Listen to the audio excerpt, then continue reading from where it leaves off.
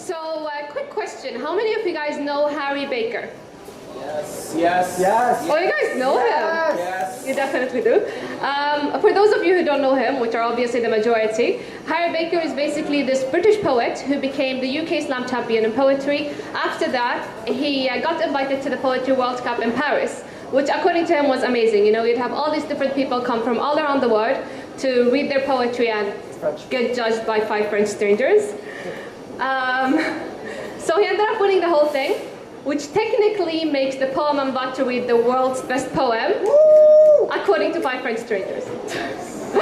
So this is Paper People by Harry Baker.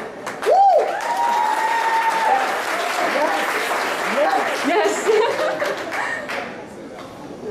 I like people. I'd like some paper people.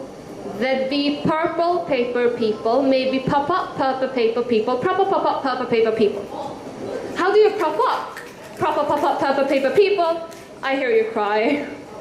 Well, I'd probably prop up purple paper people with a proper pop up purple paper clip, but I'd prepare appropriate adhesives as alternative, a chicken pack of blue tack just in case the paper slip.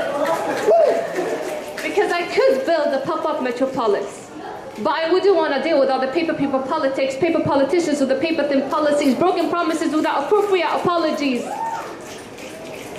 There'd be a little paper me and a little paper you. And we could watch paper TV and it would all be pay-per-view. We'd watch the puppy paper rappers rap about the paper packages or watch the paper carriers get stuck in paper traffic on the A4. Paper. There'd be a paper Princess Kate. But we'd all stare at paper.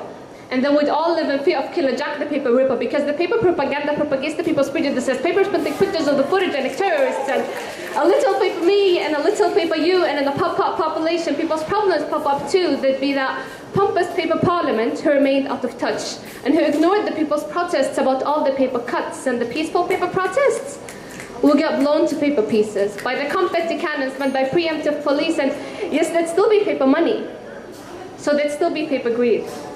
And the paper piggybackers pocketing more than they need, purchasing the potpourri to pepper the paper properties. Others live in poverty and ain't acknowledged properly. A proper poor economy with so many are proper poor. But while their needs are ignored, the money goes to big wars. Origami armies offered pants for paper planes, and we remain imprisoned in our own paper chains. But the greatest shame is that it always seems to stay the same. What changes is who's in power, choosing how to lay the blame, the naming names, forgetting these are names of people. I like people, because even when the situation is dire, it's only ever people who are able to inspire, and on paper, it's hard to see how we all cope. But in the bottom of Pandora's box, there is still hope, and I still hope because I believe in people. People like my grandparents, who every single day since I was born have taken time out of them wanting to pray for me. That's 7,892 days straight of someone checking I'm okay, and that's amazing. People like my aunt, who puts on plays with prisoners, people who are capable of genuine forgiveness, people like the persecuted Palestinians, people who go out of their way to make your life better and expect nothing in return. You see, people have the potential to be powerful. Just because the people in power tend to pretend to be victims, we don't need to succumb to that system. And the paper population is no different. There's a little paper me and a little paper you. And in a pop-up population, people's problems pop up too, but even if the whole world fell apart, then we'd still make it through, because we're people. Thank you.